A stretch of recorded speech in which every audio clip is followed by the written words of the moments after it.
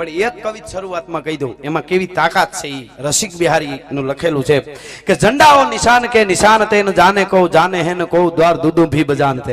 હું અને તમે મારા તમારા નામના ઝંડા ફરકાવ્યા કરી આખી દુનિયામાં બહુ મોટા પૈસા વાળા થઈ જાય. એટલે ગામડે ગામડે જિલ્લે જિલ્લે ડુંગરે ડુંગરે તાલુકે તાલુકે આપણા નામના ઝંડા ફરકાવી કે આ ઝંડો મારો ફરકે છે મારો ફરકે છે. મિત્રો વયા જાય ને બીજે દી ઝંડા ઉતરી જાય. ખાલી 10 દી કે 5 દી કે મહિનો દી સુધી ખાલી બધા પબ્લિક એમ કે ઝંડો ઉતરી ગયો ઓલો ગયો લાગે લ્યો આથી વધારે પૂરું. મહિના દી પછી કોઈ યાદ ન કરે. ઝંડાઓ નિશાન કે નિશાન તેન જાને કહો જાને હેન કહો દ્વાર દુદુ ભી બજાન કે. એવડા મોટા રૂપિયા વાળા આપણે થઈ જાય કે આખા ભારતમાં ગામડે ગામડે એકુકો આપણે ઢોલ વગાડવાળો રાખવાનો. સવારમાં ગામ આખામાં આપણો ઢોલી ફરે આપણા નામથી કે ફલાણા ભાઈના તરફથી હું ઢોલ વગાડું છું કે ભાઈને કોઈ દી ભૂલતા નહીં કારણ કે બહુ પૈસા વાળો છે. ગામડે ગામડે ઢોલ વાગે અને વયો જાય એટલે ઢોલ બંધ થઈ જાય. લ્યો ઓલો ગયો લાગે ઢોલ વાગ્યો નહીં આજ. આટલી જ વાત. ગમે એટલા પૈસા હોય ને આખા ભારતમાં ઢોલ વગડાવો. झंडाओ निशान के निशान तेन जाने को जाने है न को द्वार दुदू भी बजान के ऊंचे महलान के उठान तेन जाने को. मोटा मोटा महल आपड़ा नामना बनावी दे तालुके जिले ने एमां तकतीओ लगाड़ी के आ मारो छे आ महल फलाणोना छे आ महल मारो छे. अने ई तकतीओ लगाड्या पछी गुजरी जाय એટલે બીજે દી બોર્ડ ફરી જાય કે ભાઈ ઓલો ગયો લાગે બોર્ડ ફરી ગયું ફનર દી આ વાતો હાલે. ઝંડાઓની આ એક જ કવિતામાં આખી રાત સંતવાણી ગાઈ એટલું આવે. હું ચારણી સાહિત્યના પોરથી કહું છું મારા પોરથી ને એટલે તમે સાંભળો છો એટલે શરૂઆતમાં હું આ સીધું ચારણી સાહિત્યનું કવિતા જ તમને પહેલી વાર સંભળાવું છું. આ બાજુ કે झंडाओ निशान के निशान तेन जाने को जाने हेन को द्वार दुदू भी बजान तेन ऊंचे महलान के उठान तेन जाने को. मोटा मोटा महल बनाव्यो आपने कोई कायम याद न राखे. ऊंचे महलान के उठान तेन जाने को जाने हेन को मत गज के बंधानते. हाथी न घोड़ा ની હીહું બોલાવી દો તમારા આંગણામાં. હો હો હાથી બાંધી દો 200 ઘોડા બાંધી દો. અને હટાણે આટલી મોંઘી મોંઘી કારું હોય તમારી પાસે બધી BMW ને હમર ને ભમર ને ફમર ને જેટલા નામ આવતા હોય ઈ હોક ગાડીઓ મોંઘા મોંઘી રોલ્સ રોયસ બધું તમારા આંગણામાં રાખી દો તો તોય દુનિયા થોડાઈ દી આટલી બધી ગાડી વાળો ફલાણો ભાઈ વયો જાય એટલે છોકરા હારા હોય તો રાખે ને વેચી નાખે ને કામ કર નાખે ને તેમ નકર છોકરાના નામે ચડી જાય. વાત થઈ પૂરી. આ એક જ કવિત છે પણ જોજો અહીંયા એક ગાયું માતાજી માટે મળ્યા છે ને આપને જેટલું થાય એટલું દેવાનું છે એટલે શરૂઆતમાં કહું છું. झंडाओ निशान के निशान तेन जाने को जाने है न को द्वार दुदू भी बजान के ऊंचे महलान के उठान तेन जाने को जाने है न को मत गज के बंधान ते. शान तेन जाने मोटी मोटी शान करे वोळ खाते दुनिया याद न राखे થોડાક દી રાખે ઓલો વળખાતો તો ઈ ગયો આટલી જ વાત. શાંતે ન જાને ગુમાનતે ન જાને અભિમાન કરે દુનિયા યાદ રાખે નહીં ખોટી વાત. રાવણ જેવા વયા ગયા. શાંતે ન જાને ગુમાનતે ન જાને ધન ધાનતે ન જાને. ધન ગમે એટલું હોય ને આ રિલાયન્સ તમારી બાજુમાં છે.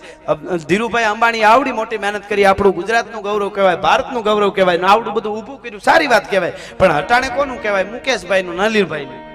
હટાણે એનું કહેવાય ને હટાણે ધીરુભાઈ નું એમ કોઈ ન કહે તો આવડું મોટું થયું તો કે હા શાંતે ન જાને ગુમાનતે ન જાને ધન ધાનતે ન જાને કોઈ કોટિક વિધાન કે.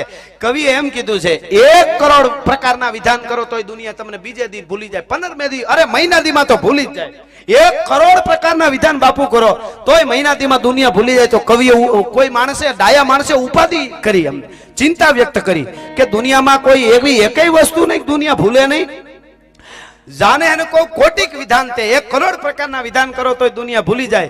तो के तो कायमना माटे नाम राखવું હોય તો કરવું શું એવું કાઈ નહીં ને તો પૂરું થઈ ગયું. તો કે નહીં એક નહીં કે તો કે એવા તો 4 છે. એક નહીં એવા 4 છે. બરાબર ગા તો મહેમાનો આવ્યા આજ તો કાઈ ઘટે નહીં પણ મેદાન જબરું છે એટલે સારું છે. પધારો પધારો. વાહ અમે જભા પાસ કરીએ હમણાં.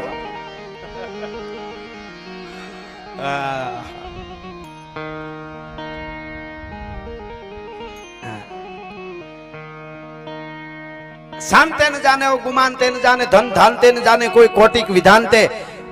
ખાસ આ કવિતા એક નાનકડું છે પણ જોજો 1 કરોડ પ્રકારના વિધાન કરો તોય દુનિયા બાપુ ભૂલી જાય એવું કવિ. તો ડાયા માણસે ચિંતા વ્યક્ત કરી તો દુનિયામાં યાદ રાખે એવી કઈ વસ્તુ જ નહીં કે છે ને.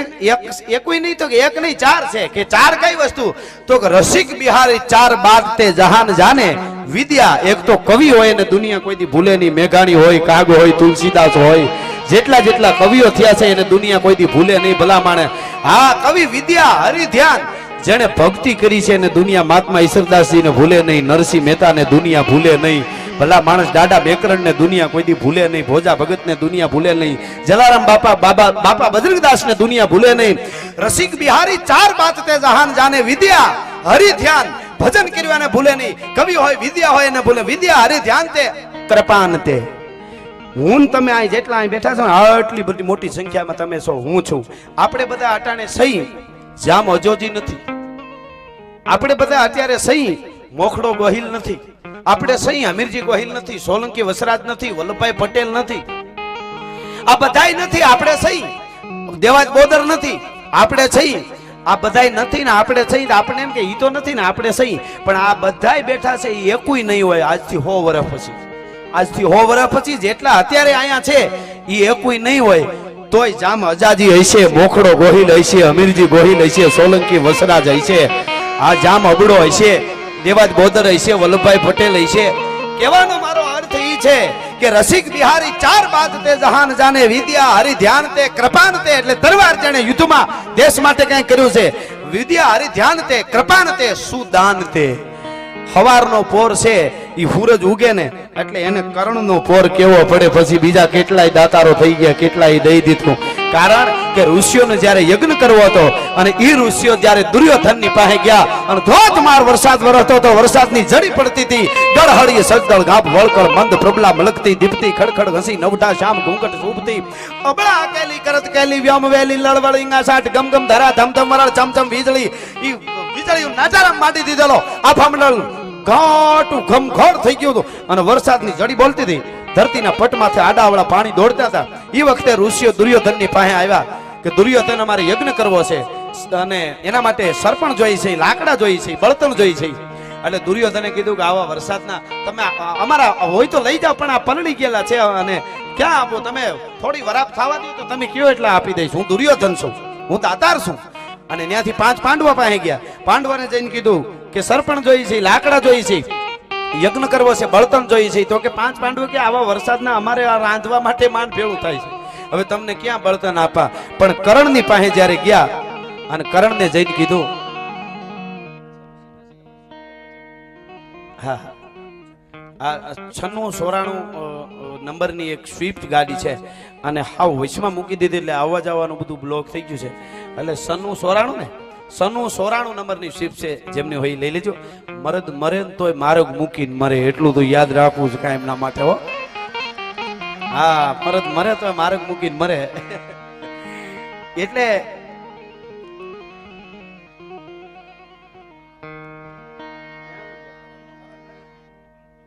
વાહ વાહ, તમે સારું ભેળા છો. હું ક્યાં નીકળી જાવ નક્કી નથી રહી મામા. વાહ, તમને ખમારે ડોલરિયા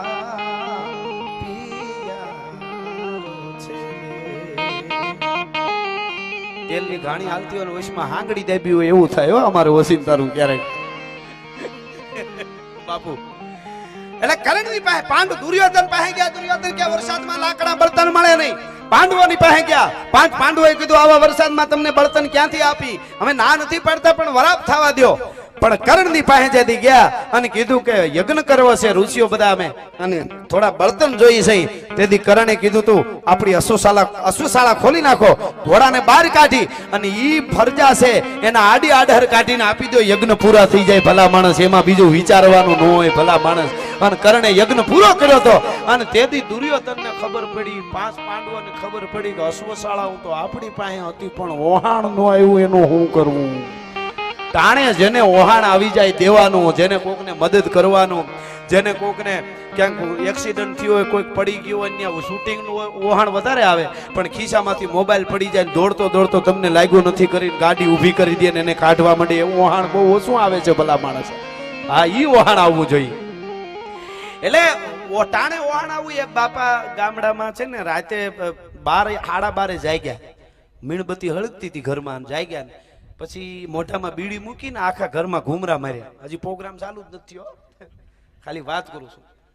હા, મોઢામાં બીડી મૂકી અને ઘૂમરા માર્યા. એટલે ઘૂમરા મારીને 1.5 કલાક આખા ઘરમાં ખાખા ખોળા કર્યા. બીડી પીવાનું બહુ મન થયું, બાકસ ગોતતા હતા. એટલે 1.5 કલાક ઘૂમરા માર્યા અને બાકસ ન જડી મીણબત્તીને ફૂંક મારીને હોઈ ગયા. મીણબત્તી જગવી ન લેવાય પણ ઓહાણ જ નો આવ્યું આ મુદ્દો ઓહાણનો છે બાકસ જ ગોત્યા કર્યા એમ ટાણે જેને ઓહાણ આવી જાય ટાણે જેને યાદ આવી જાય એટલે એક ભક્ત કવિ કોઈ નાવડામાં જાતો હતો અને વાદળામાં ચંદ્ર છે એ બરાબર વાદળાની માલિકો અંધારા જેવું થઈ ગયું કવિ કવિતા લખતો હતો અને એમાં દેખાતું બંધ થયું એટલે કવિ એમ થયું કે શું હવે કવિતા લખું છું પણ અંધારું છે શું કરું એટલે કવિતા પોતાનું એક બાજુ બધું મૂકી દીધું અને આભા મંડળ સામું નિરીખવા માંડ્યો ને એમાં ઓચિંતાના વાદળા છે એ બે બાજુથી હટી ગયા અને સીધો ચંદ્રનો પ્રકાશ છે એ કાગળની ઉપર પડ્યો ને કવિએ ખાલી એટલું જ લખ્યું કે તમારા અભિમાનના વાદળાને હટાવો ને તો અસ્તિત્વ પ્રકાશ દેવા માટે તમારા માટે તૈયાર જ છે બસ ખાલી આટલું કરો એટલે ઘણું છે એટલે રસિક બિહારી ચાર બાત તે જહાન જાને વિદ્યા હરિ ધ્યાન તે કૃપાન તે સુદાન તે એક જેને વિદ્યા છે જે કવિ છે એક જે ભક્ત છે એક જે દાતાર છે અને એક સુરવીર છે એને દુનિયા કોઈ દી જગતના પડની માથે ભૂલવાની નથી એટલે થોડી વંદના કરીને આગળ